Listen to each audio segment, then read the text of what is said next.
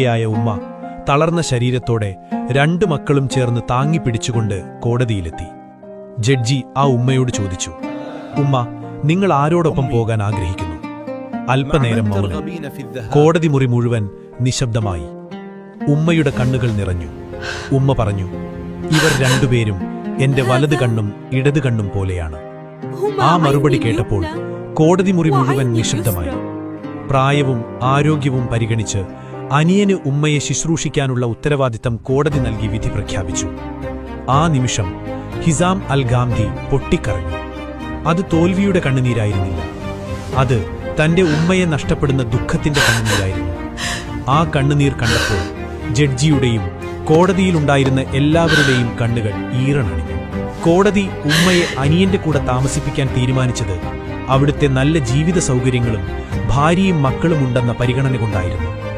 ഇന്നത്തെ കാലത്ത് മാതാപിതാക്കളെ വൃദ്ധസദനങ്ങളിലേക്ക് അയക്കുന്നവർക്ക് മുന്നിൽ സ്വന്തം ഉമ്മയെ നോക്കാൻ വേണ്ടി കോടതിയിൽ വരെ പോരാടിയ ഈ സഹോദരങ്ങൾ വലിയൊരു പാഠമാണ് നൽകുന്നത്. സ്വർഗം ഉമ്മയുടെ പാദത്തിനടിയിലാണ് എന്ന സത്യം ഈ കഥ നമ്മെ ഓർമ്മിപ്പിക്കുന്നു. മാതാപിതാക്കളെ കണ്ണിന്റെ കൃഷ്ണമണി പോലെ പരിപാലിക്കാൻ നമുക്കെല്ലാവർക്കും കഴിയട്ടെ.